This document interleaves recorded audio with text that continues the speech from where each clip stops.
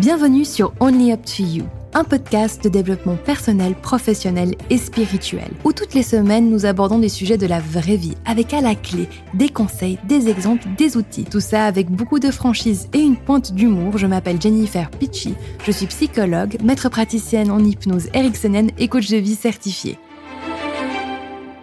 Et bonjour à tous, j'espère que vous allez bien en cette fin d'année, que vous restez bien au chaud. Et puis si ça va pas top, parce que c'est une fin d'année, c'était une année aussi très particulière, eh bien c'est ok.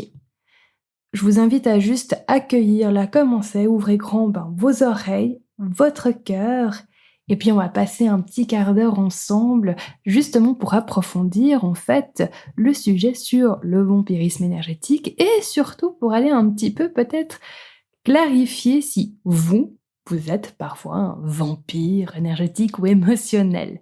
Alors, il se peut qu'en ayant écouté les 2 derniers épisodes et en ayant entendu décrire en fait les différents profils, vous soyez reconnu dans l'un, plusieurs ou tous. Et c'est complètement normal. Faut comprendre que on va parfois adopter des attitudes qui peuvent être qualifiées de vampirisantes. Ok, si un jour vous êtes juste en train de parler de vous, et puis qu'en plus vous vous plaignez, et ben voilà, vous êtes un vampire énergétique et émotionnel à ce moment-là, mais ce n'est pas vraiment le cas. C'est pas parce que parfois on prend un petit peu plus d'énergie, on a plus attention sur nous que l'on est un vampire émotionnel ou énergétique. C'est pas aussi simpliste que ça. Donc, soufflez un coup. Si vous avez des doutes, eh bien c'est normal. Je vais aller donner quelques indicateurs pour clarifier, éclaircir tout cela. Et puis, même si vous êtes peut-être un ou une vampire énergétique ou émotionnel en ce moment, d'en prendre conscience, c'est déjà une énorme étape et surtout, s'il vous plaît, allez dans la compassion et la bienveillance envers vous-même. Parce que c'est probablement pas quelque chose que vous faites consciemment, c'est des mécanismes inconscients qui se mettent en place, qui prennent le dessus, et puis voilà, et c'est ok. Quand on accepte enfin que 95% de nos actions, de nos décisions sont prises par notre inconscient, et donc du coup ne sont pas conscientes, c'est que 5% de choses que l'on fait vraiment de manière consciente, en tout cas pour moi, ça m'aide à avoir beaucoup plus de bienveillance et de compassion envers moi-même, puis aussi envers les autres. Donc on va aller un petit peu plus dans les spécificités pour, un petit peu clarifier, est-ce que vous êtes vraiment un vampire énergétique ou est-ce que vous êtes juste en train de cristalliser toute votre attention sur la fois où peut-être vous vous êtes plaint pendant une demi-heure avec votre amie et puis qu'elle a pas ou il a pas plu en passer une et puis là vous vous dites aïe, j'ai pompé toute son énergie, ok? Alors, premièrement, je vais vous inviter à juste penser aux 5 relations dans votre vie avec lesquelles vous avez le plus de contact ces jours-ci. Ça peut être dans le cadre familial, privé, professionnel. Ensuite, sur les 6 dernières semaines, si vous deviez un petit peu regarder la dynamique, est-ce que vous écoutez autant que vous parlez? Est-ce que vous parlez autant que vous écoutez? Est-ce que vous parlez pas et vous écoutez juste? Ou bien est-ce que vous parlez, et puis finalement l'autre, parle un petit peu, mais pas autant que ça. Juste, c'est une histoire de quantifier grosso modo quelles sont les proportions d'échange. Maintenant, pour rappel, le vampirisme, c'est vraiment cette idée que l'un prend et ne donne rien. Alors, peut-être que vous donnez autrement que via la parole, via l'écoute, peut-être que vous donnez sous forme d'action. Puis par contre, l'échange que vous souhaitez, c'est qu'on vous écoute. Ok? Donc, dans la qualité d'échange, on est aussi sur un échange énergétique, émotionnel. On peut avoir une présence physique des actions, puis après avoir besoin de s'exprimer et l'autre écoute. Puis ça peut être inversé. Et puis cette notion d'échange, elle n'est pas ponctuelle. C'est quelque chose que je vous invite à vraiment évaluer sur plusieurs semaines. Si vous êtes trop, étroit sur votre vision et vraiment dire: «Mais cette fois-ci, peut-être que c'était pas du 50-50» et cetera, vous allez vous torturer mentalement.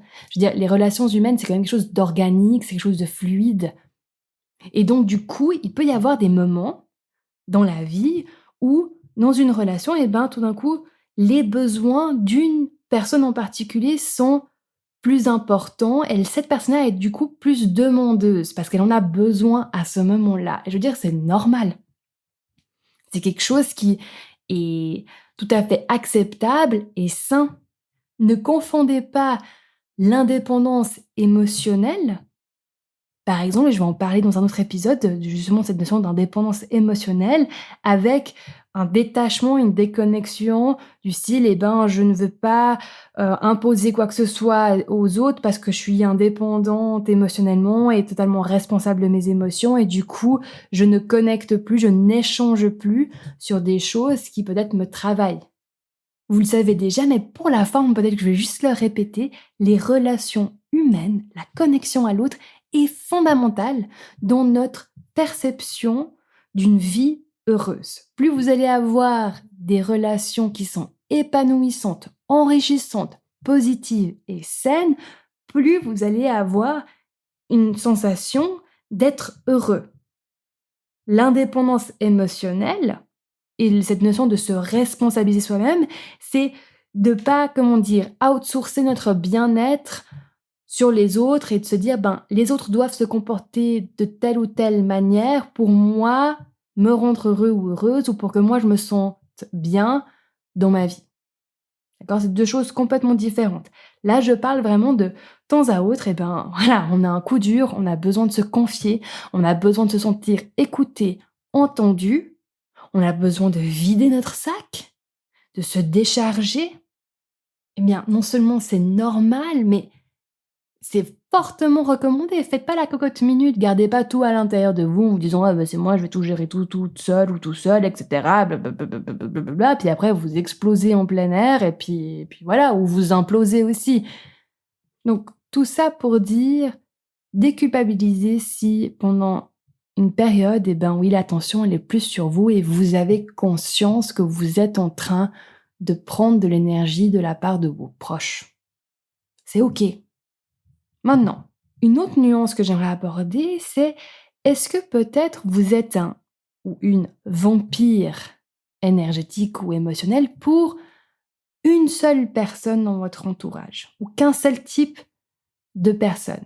Et si c'est le cas, là peut-être que c'est plus une question de dynamique et de compatibilité énergétique plus que d'une question d'avoir une personnalité ou un individu qui est un ou une vampire.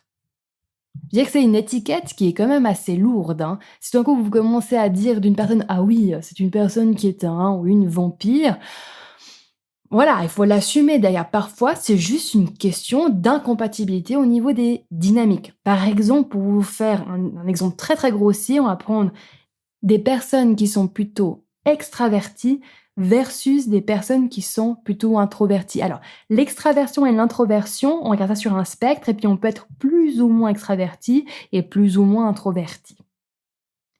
Maintenant, on imagine que l'on prend 2 personnes qui sont vraiment sur les extrêmes d'extraversion et d'introversion. Puis on imagine qu'on les force à interagir l'une avec l'autre pendant toute une après-midi, voire tout un week-end. Je peux vous garantir qu'à la fin de cette période ensemble, elles vont être épuisées l'une de l'autre. Pas parce que l'un ou l'autre est un vampire, juste parce qu'il y a une incompatibilité dans la manière d'interagir avec le monde, de vouloir aussi interagir avec l'autre. Et donc quand on est dans des dynamiques autant opposées et tout aussi opposées, oui, ça va créer des frictions, ou de la succion en l'occurrence. Mais bon, bref. Maintenant, qu'est-ce qui se passe si là, quand même, en écoutant, vous vous rendez compte qu'en fait, chez vous, c'est pas qu'une affaire ponctuelle ou qu'avec une certaine personne, c'est constant. Vous avez constamment, en fait, des dynamiques d'échange de relations qui vous placent dans une catégorie un petit peu de vampire. Dans un premier temps, il faut juste prendre conscience à nouveau, et je le répète, que c'est pas de votre faute. Ce sont des mécanismes inconscients et le fait que vous arriviez à en prendre conscience là maintenant, c'est génial. Mais s'il vous plaît, avant de vous mettre l'étiquette, je suis un vampire, aïe aïe aïe aïe aïe, et puis je vais commencer à m'auto-flageller, d'accord? Allez en parler avec quelqu'un et plutôt un ou une professionnelle. Parce que parfois, il y a l'idée que l'on se fait de soi qui, en fonction de l'histoire que l'on a, n'est peut-être pas si juste et objective que ça. Maintenant, si vous avez l'impression que vous devez prendre l'énergie des autres, vous nourrir de l'attention des autres, eh bien, ça veut aussi dire que là, en ce moment, vous n'arrivez pas en fait à vous nourrir de vous-même ou bien à générer de vous-même de l'intérieur cette énergie d'attention, d'écoute, d'importance et d'estime. Et cela, dans mon humble expérience, réside souvent dans le fait ou l'expérience de relations par le passé, et généralement c'est dans les premières relations que l'on a eues qui ont été insuffisantes, voire traumatisantes. Et par traumatisante, eh bien on sait de plus en plus que, et on est en train de redéfinir la notion de trauma, que ce qui est traumatisant pour une personne ne doit pas nécessairement être quelque chose de violent, d'exceptionnel. Beaucoup de traumas, en fait, se trouvent dans des choses qui sont tellement communes et habituelles qu'elles sont devenues banales et qui pourtant heurtent la personne dans son cœur et son corps le plus profond.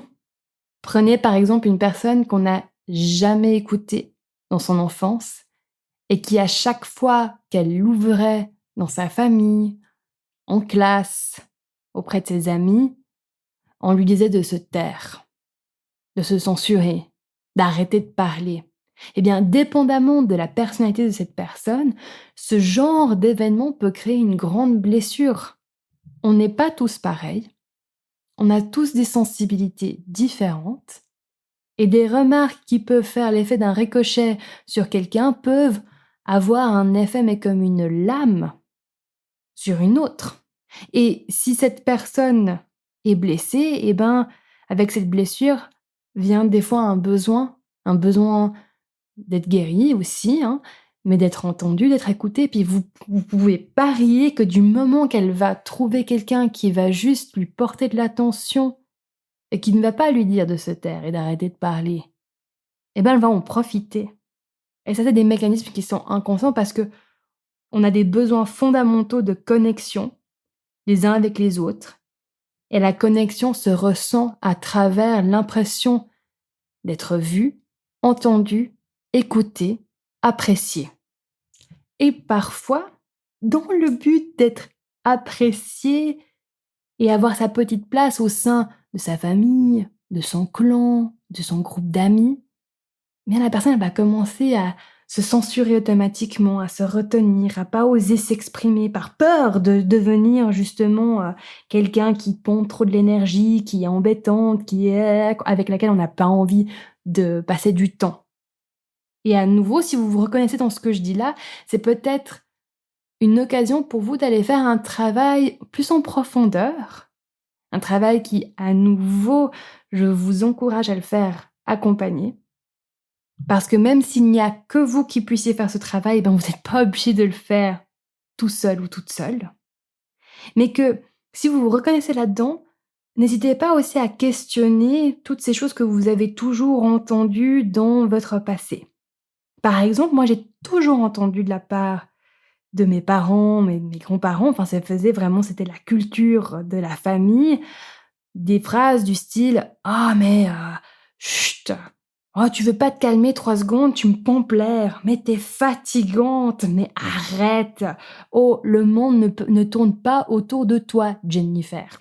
J'ai toujours entendu ça et ce que ça a fait c'est que moi j'ai commencé à intérioriser une sorte de compréhension généralisée que pour être acceptée et ne pas poser problème en fait à mes proches et ne pas être quelque chose de dérangeant, eh bien il fallait que je me la ferme et puis en gros que j'arrête de vivre quoi. En fait, il fallait que je reste dans un petit coin, que je bouge le moins possible, que je fasse le moins de vagues, comme ça tout le monde était content. Mais le truc c'est que c'était complètement injuste.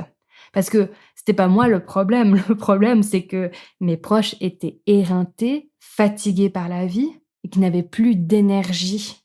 Et que moi, mes demandes en tant qu'enfant étaient des demandes tout à fait normales, mais qui ne pouvaient pas être répondues parce qu'il n'y avait juste pas, si vous voulez, l'énergie à disposition de la part de mes parents qui étaient mais vraiment éreintés pour me la donner. Et du coup, il y avait cette incompréhension. Et si je n'avais pas fait tout le travail que j'ai fait sur moi pour remettre un petit peu les points sur les i et aussi aller guérir ces blessures de l'enfance, je peux vous dire que je ne sais pas où j'en suis aujourd'hui, ça c'est clair. Donc, si vous voulez distinguer aussi de qui vient ces remarques comme quoi, si vous renaissez dans le fait que peut-être vous êtes un vampire ou une vampire de temps à autre, de qui ça vient, cette remarque? Et où elle en est, cette personne-là? Si maintenant, toutes les personnes avec qui vous interagissez vous diraient que oui, non, mais en fait, tu es comme ceci et puis voilà, peut-être que là, il y a un ajustement à aller faire. Maintenant, pour les dernières minutes, je vais juste aussi ouvrir sur un autre aspect, parce qu'on parle de vampirisme énergétique, on parle de vampirisme émotionnel, et c'est l'aspect de peut-être aller faire aussi un travail énergétique, avec des thérapeutes qui sont dans l'énergétique. J'aime combiner les approches. Pour moi, il faut qu'il y ait une structure à l'intérieur qui soit au clair, clarifiée et ancrée, et après, ou en même temps, en parallèle, d'aller travailler aussi en énergétique, pourquoi pas. Parce qu'il se peut qu'il y ait des choses que vous portiez en vous, sur vous, qui ne vous appartiennent pas, et qui influencent grandement et peut-être plus fortement que ce que notre esprit pratique, rationnel et objectif a envie de l'admettre, les interactions que vous avez avec le monde extérieur, avec les gens, avec l'environnement. Donc, si vous vous sentez facilement drainé par les gens, ou bien si vous avez l'impression que vous aspirez facilement l'énergie, n'hésitez pas à aller voir quelqu'un qui est spécialisé dans les pratiques énergétiques pour voir ce qui se passe à ce niveau-là. Et dans les pratiques énergétiques auxquelles je pense en particulier, alors il y a tout ce qui est soin en bol tibétain, il y a travailler avec des personnes qui font dans la biorésonance, Reiki, tout ce qui a à voir avec la méditation. Les kinésiothérapeutes sont excellents, acupuncture aussi. Et pourquoi pas aller vraiment dans des choses complètement différentes, par exemple de faire appel à des guérisseurs et des chamans. Des choses que moi j'ai faites, que peut-être un jour je vais avoir le courage de vous en parler. Mais tout ce que j'ose vous dire pour le moment, c'est que pour moi en tout cas, il y a eu un avant et un après. Bref, peu importe la méthode que vous choisissez, faites-vous le cadeau de choisir quelqu'un qui est professionnel, pour qui c'est son métier, pas un passe-temps, et avec qui vous vous sentez vraiment à l'aise. Et vous vous dites, ok, ça c'est la personne pour moi. Pas le côté, ah bah tiens, c'est X qui m'a recommandé, donc je pense que ça doit être une personne de confiance, du coup voilà, mais je le sens pas vraiment au fond, d'accord? Ne faites pas cette erreur. Bon, avec ça, je vous laisse, je vous remercie pour votre écoute, votre fidélité.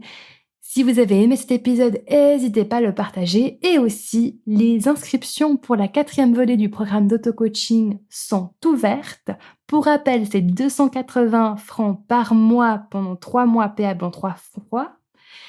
Et puis voilà, donc si ça vous intéresse, que vous dites là, nouvelle année, j'ai envie de mettre des choses en place et j'ai envie de faire un travail pour moi, venez me dire coucou, on en discute. Prenez super soin de vous, il n'y a que vous qui puissiez le faire. Et moi, je vous dis à la semaine prochaine.